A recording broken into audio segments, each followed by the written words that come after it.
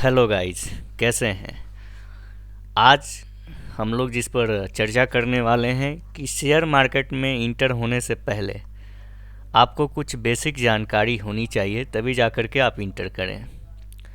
तो पूरे वर्ल्ड में जो शेयर मार्केट है और उसमें जो एनालिसिस चलती है वो दो प्रकार की चलती हैं। पहला हो गया आपका फंडामेंटल एनालिसिस, दूसरा है टेक्निकल।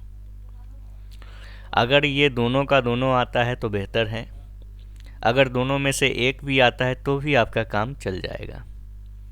तो जब भी आप स्टॉक मार्केट में आए, इससे पहले आपको ये जानकारी होनी चाहिए। पहला है फंडामेंटल आधार।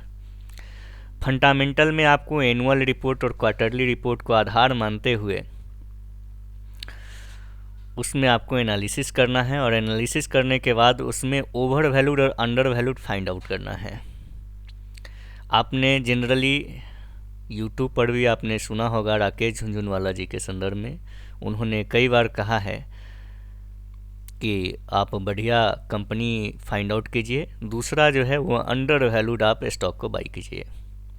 ये उनका स्टेटमेंट है, आप चाहें तो यूट्यूब पर भी देख सकते हैं उनको।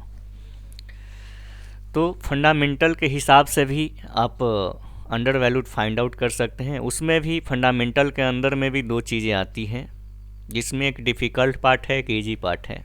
जो रिलेटिव वैल्यूएशन चलती है रेशियो के आधार पर, वो ईजी रहती है जनरली, और जो डीसीएफ वैल्यूएशन और डिविडेंड डिस्काउंट मॉडल वैल्यूएशन, ये सबसे ज़्यादा डिफ़िकल्ट होता है। इसका रीज़न है बहुत सारे कैलकुलेशन चलती हैं।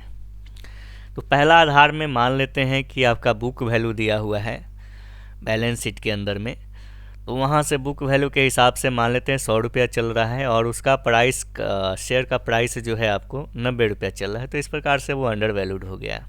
ठीक है। या फिर प्राइस टू बुक वैल्यू निकालते हैं, ये रेशियो आ गया जनरली, और इस रेशियो में अगर 1 से नीचे जा रही है तो इसका मतलब है कि बुक वैल्यू से कम है शेयर का प्राइस, तो उस केस में वो अंडर वैल्यूड है। उसी प्रकार से प्राइस टू अर्निंग रेशियो, ये भी खूब फेमस है। इसमें भी क्या होता है जनरली कि आपका एक ही सेक्टर का 5 कंपनियां हैं, और 5 कंपनियों का मान लेते हैं कि प्राइस टू अर्निंग रेशियो 10 आ रहा है। ठीक है।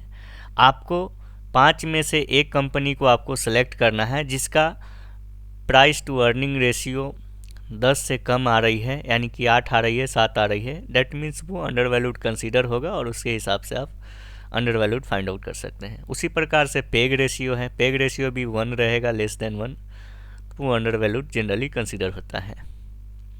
दूसरा पार्ट आता है आपका DCA valuation and fundamental analysis का जो सबसे डिफ़िकल्ट पार्ट है, उसमें एक फिनेंशियल मॉडलिंग का आता है।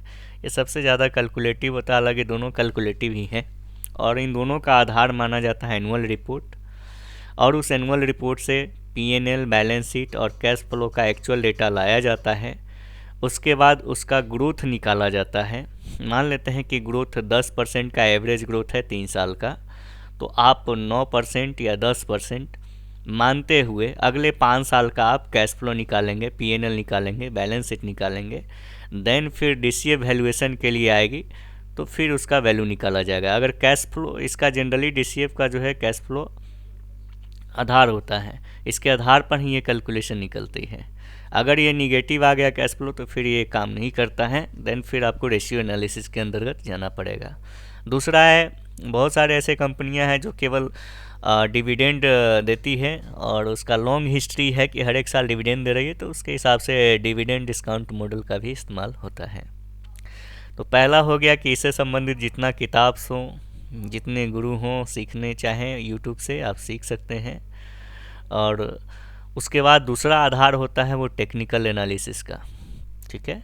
टेक्निकल में आधार माना जाता है प्राइस चार्ट को।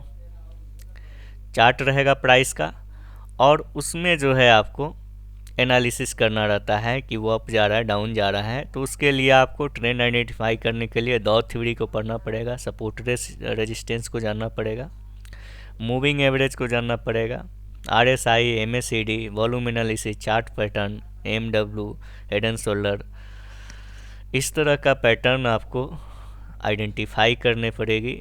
देन ऑब्जर्व करना पड़ेगा, तब जा कर के आप शेयर मार्केट में इंटर करें। और इंटर करने के लिए आपको सबसे पहले आपको इक्विटी मार्केट के कैश में काम करना है 5 साल तक।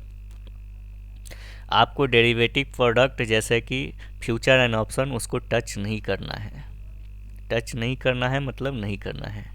ठीक है, वीडियो को देखने के लिए बहुत बहुत धन्यवाद। Thank you.